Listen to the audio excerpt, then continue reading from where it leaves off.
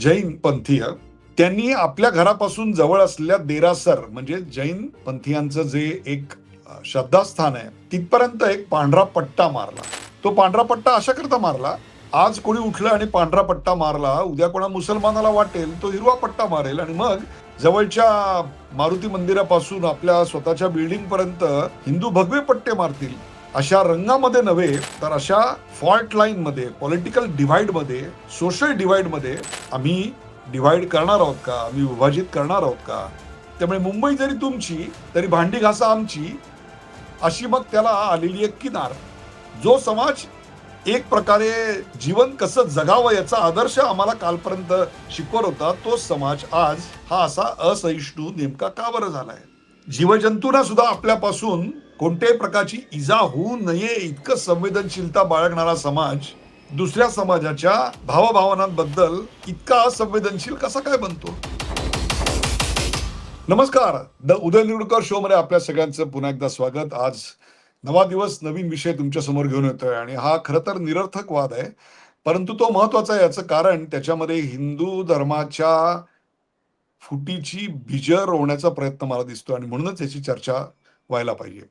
प्रसंग काय घडला तर मुंबईमध्ये कैलास अव्हेन्यू नावाची बिल्डिंग 25-30 वर्ष अस्तित्वात आहे. गुण्यागोविंदानं लोक राहत आहेत तिथे. कोणी निष्पाप भाविक जैन पंथीय त्यांनी आपल्या घरापासून जवळ असलेल्या देरासर म्हणजे जैन पंथीयांचं जे एक श्रद्धास्थान आहे तिथपर्यंत एक पांढरा पट्टा मारला. तो पांढरा पट्टा अशा करता मारला की जैन मुनी साधू जे अनवाणी प्रवास करतात त्यांना या तळपत्या उन्हामध्ये डांबरी रस्त्याचा त्रास होऊ नये. पांढऱ्या पट्ट्यामुळे त्याचं टेम्परेचर निश्चितच कमी होतं, म्हणूनच तो पांढरा पट्टा मारण्यात आला. अर्थात त्याकरता त्यांनी त्यांच्या सोसायटीची परमिशन घेतली नाही आणि नंतर असेच पट्टे घाटकोपर जिथे अनेक जैन समाजातील लोक राहतात तिथे सुद्धा रस्त्यावर महानगरपालिकेची परवानगी न घेता अशा प्रकारे पट्टे मारलेले दिसले. अर्थात सोसायटीत एक सोशल मीडिया इन्फ्लुएन्सर होते, काही फार मोठी किंवा ज्यांच्या नावाला फार मोठं वलय आहे किंवा क्रेडिबिलिटी असंही काही भाग नाही, पण त्यांनी मात्र हा मुद्दा लावून धरला आणि बघता बघता प्रश्न चिघळला. कारण त्यातून जैन विरुद्ध मराठी असा जो एक जुना मुंबईमध्ये वाद आहे त्याला राजकीय वर्चस्वाची सुद्धा किनार आहे आणि गुण्यागोविंदाने एकत्र राहण्याला छेद देणाऱ्या अनेक गोष्टी त्याच्यामध्ये आहेत. म्हणून हा प्रश्न चिघळला आणि सोशल मीडियावर म्हणजेच एक प्रकारे वाभाडे काढले गेले, उद्धार केला गेला, चव्हाटा मांडला गेला आणि त्यात राजकीय पक्ष आपली पोळी भाजून घ्यायला पुढे आले. म्हणूनच या सगळ्यावर साकल्यानं विचार करण्याकरता हा कार्यक्रम आज तुमच्या समोर करणं मला गरजेचं वाटतं. याचं कारण आज कोणी उठलं आणि पांढरा पट्टा मारला, उद्या कोणा मुसलमानाला वाटेल तो हिरवा पट्टा मारेल आणि मग जवळच्या मारुती मंदिरापासून आपल्या स्वतःच्या बिल्डिंग पर्यंत हिंदू भगवे पट्टे मारतील. मग आम्ही संपूर्ण मुंबईच्या रस्त्यांना आणि इथल्या समाज मनाला, समाजाच्या वस्त्राला हिरवा, पांढरा, भगवा अशा रंगामध्ये नव्हे तर अशा फॉल्ट लाईन मध्ये, पॉलिटिकल डिव्हाइड मध्ये, सोशल डिव्हाइड मध्ये आम्ही डिव्हाइड करणार आहोत का, आम्ही विभाजित करणार आहोत का? त्यातून हिंदू धर्म हा एक प्रकारे कमकुवत व्हावा अशी तर काही रचना नाहीये ना. या सगळ्याचा आज मला विचार करायचा आहे. याचं कारण या सगळ्याला किनार आहे ती बरेच वर्ष ठुसठुसणाऱ्या एका वेदनेची, जखमेची.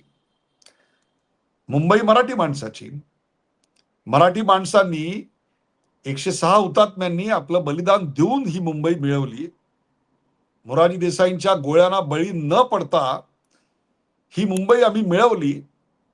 ही खरी इथल्या पाठारे प्रभू, आगरी, कोळी समाजाची ही भूमी. पण इथे आज वर्चस्व कोणाचं आहे तर व्यवसायावर, जमिनींवर, बिल्डिंगांवर, सगळ्यावर परभाषिकांचं किंवा जे बिगर मराठी आहेत त्यांचं वर्चस्व, ही ठुसठुसणारी जखम. त्याचबरोबर आम्ही हे जे सगळं मिळवलं ते आमच्या मेहनतीवर, उद्यमशीलतेवर, धाडसावर, ही त्यांची भूमिका. त्यामुळे मुंबई जरी तुमची तरी भांडी घासा आमची, अशी मग त्याला आलेली एक किनार. त्यात आगीत तेल ओतणारे काही जैन मंत्री, ह्या सगळ्यातून हा प्रश्न चिघळायला मदत झाली. याचं कारण मूलतः आगरी कोळी समाज, मराठी समाज हा मांसाहारी आहे आणि शाकाहाराचाच स्वीकार करणारे शाकाहाराचा आग्रह धरतात. आणि मराठी माणसाला मुंबई रक्त देऊन आम्ही सांडली, परंतु त्याच्यावर मात्र आता धनदांडग्यांच्या या गुजराती, मारवाडी, जैन या मंडळींनी कब्जा केलाय, अशी भावना मनामध्ये तीव्र आहे. या सगळ्याची परिणती म्हणून शाकाहाराचा आग्रह धरणारा जैन समाज मांसाहार करणाऱ्या आगरी कोळी समाजाला, इथल्या मराठी बांधवांना दादर, परळ, गिरगाव या भागात जागा मिळू देत नाही. त्याचबरोबर आपल्या संस्कृती थोपण्याकरता पर्युषण या काळामध्ये कत्तलखाने बंद केले पाहिजेत, अशा प्रकारची भूमिका राजकीय गळी उतरवतो आणि त्याला साथ देणारे अनेक जैन मंत्री असतात. त्याचबरोबर कबुतरांना खाणं देणं, धान्य देणं ही आमची संस्कृती आहे, म्हणून प्रकृतीला आणि निसर्गाला हानिकारक असलं तरी देखील ते धान्य दिलं जातं, त्यातून श्वसनाचे रोग होतात. त्याच्याबद्दल मत व्यक्त करणाऱ्या डॉक्टरांना सुद्धा आम्ही खोटं ठरवतो आणि हायकोर्टाचा आदेश आल्यानंतर सुद्धा आम्ही ते बंद करत नाही. इतका मुजोरपणा येतो. जो समाज शांतताप्रिय, जो समाज एक प्रकारे जीवन कसं जगावं याचा आदर्श आम्हाला कालपर्यंत शिकवत होता, तोच समाज आज हा असा असहिष्णू नेमका का बरं झालाय? प्रत्येक समाजामध्ये काही मुठभर एकांतिक लोक असतात की जी अतिरेकी मतं व्यक्त करतात आणि ती आपली अतिरेकी मतं व्यक्त करून स्वतःचं महत्व वाढवण्याकरता भोळ्या बाबड्या भाविकांना आपल्या हाताशी धरतात आणि त्यांच्या मनामध्ये काही कल्पना रुजवतात आणि त्या त्यांना करायला भाग पाडून त्यातून आपल्या समाजाचं अस्तित्व आम्ही कसं मोठं केलं याबद्दल समाजामध्ये मोठेपण मिळवतात. असं तर इकडे होत नाहीये ना. हे आम्ही अशा करता सांगतोय की याच कार्यक्रमामधून, होय, याच कार्यक्रमामधून द उदय निरुडकर शो मधून महावीर जयंतीच्या वेळेला मी स्वतः कार्यक्रम केला होता आणि महावीर जयंती नेमकी कशासाठी याची सुतराम कल्पना बिगर जैन लोकांना नसते. चला, त्या दिवशी एक पेड लिव्ह मिळते याचा फक्त आनंद असतो. 2224वी महावीराची जयंती हे कशाचं प्रतीक आहे हे आम्हाला माहिती नाही. आम्हाला फक्त ते हॉटेलमध्ये गेल्यानंतर जैन फूड, कांदा लसूण नसणारी एक वेगळी यादी असते, तेवढंच फक्त माहिती असतं. आणि ज्यांच्याबद्दल कबुतरांना धान्य देतात म्हणून एक तीव्र नाराजी आणि शाकाहाराचा आग्रह धरतात आणि पर्युषणाला कत्तलखाने बंद करायला लावतात, याबद्दलची तीव्र नाराजी असते आणि ती फॉल्ट लाईन येते आणि ती या अशा पांढऱ्या पट्ट्यातून अधिक दुभंगत जाते आणि भारत पाकिस्तान सारखी दोन सख्या भावांची अवस्था व्हावी अशी परिस्थिती निर्माण होते. 2500 वर्ष जे समाजाला आदर्शवत असं जीवन जगतायत, त्यांच्याबद्दल अशा प्रकारची हीन भावना अशा एखाद्या छोट्याशा कृत्यामुळे येते आणि सामाजिक ऐक्याला तडा जातो आणि संपूर्ण समाजाचं एकसंध विणलेलं महावस्त्र हे असं उसवत जातं. आणि म्हणून या एका छोट्याशा वाटणाऱ्या घटनेची चर्चा ही होणारच आहे. अर्थात त्या पांढऱ्या पट्ट्यावर लगेच राजकीय पक्षांनी आणि त्या सोसायटीने एकत्र येऊन लाल, पिवळे असे काय काय पट्टे मारले, पण ती फॉल्ट लाईन मात्र कायम राहिली. आणि हाच खरा विषय आहे. आपण आपली जीवनशैली, आहारशैली, विचारशैली दुसऱ्यावर इतक्या आक्रमकपणे का का लादायला बघतो? त्याच्यातून कुठली व्होट बँक आम्हाला मिळवायची आहे? खर तर जैन समाज हा काही फार मोठ्या संख्येचा समाज नाही. भारतामध्ये फार तर 45-50 लाख याच्यावरती त्यांची संख्या नाही आणि सर्वात जास्त ते महाराष्ट्रात आणि मुंबईत. 32% एकूण लोकसंख्येच्या जैन लोकसंख्येच्या महाराष्ट्रात आहेत. 13% साधारणतः गुजरात आणि मध्य प्रदेशात आहेत. कर्नाटकात 10% आणि राजस्थानमध्ये 14%. समाज उद्यमशील आहे, यात काही शंकाच नाही. पण त्या समाजातली मुठभर लोक अशा प्रकारे आमचा विचार इतरांवर लादण्याचा जेव्हा प्रयत्न करतात आणि सार्वजनिक मालमत्ता आपलीच आहे असं समजायला लागतात, तेव्हा मात्र संघर्षाची ठिणगी ही पडणार यात काही शंकाच नाही.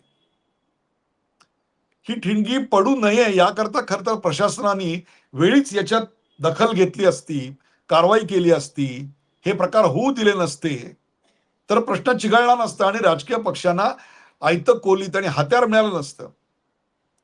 पण तसं व्हायच्या ऐवजी प्रशासन ढिम्म बसलं आणि मग राजकीय पक्ष फोफावले. दोन्ही बाजूनी आक्रमक असे विचार मांडले गेले आणि ते कोणाबद्दल?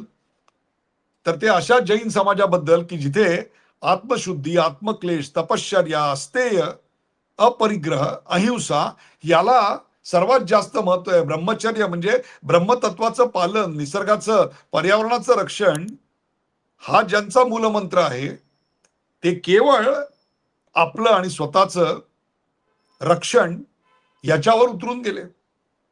जीवजंतूंना सुद्धा आपल्यापासून कोणत्याही प्रकारची इजा होऊ नये इतकं संवेदनशीलता बाळगणारा समाज दुसऱ्या समाजाच्या भावभावनांबद्दल इतका असंवेदनशील कसा काय बनतो?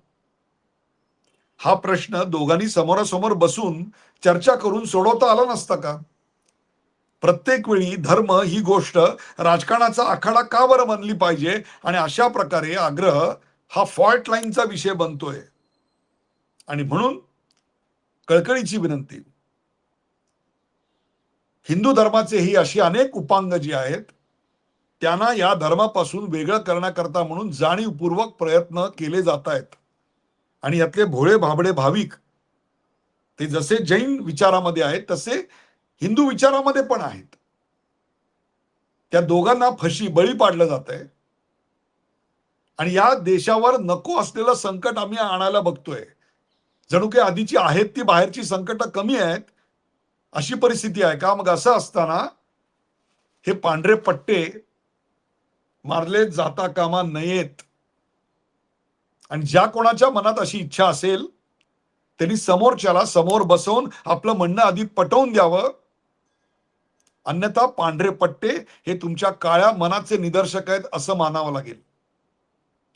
ज्या समाजाबद्दल आम्हाला नितांत आदर आणि म्हणून महावीर जयंतीला टीआरपी मिळणार नाही याची खात्री असताना सुद्धा कार्यक्रम केलेले आम्ही आज त्याच समाजातल्या टोकाच्या भूमिका घेणाऱ्या लोकांसमोर एक आरसा दाखवतोय.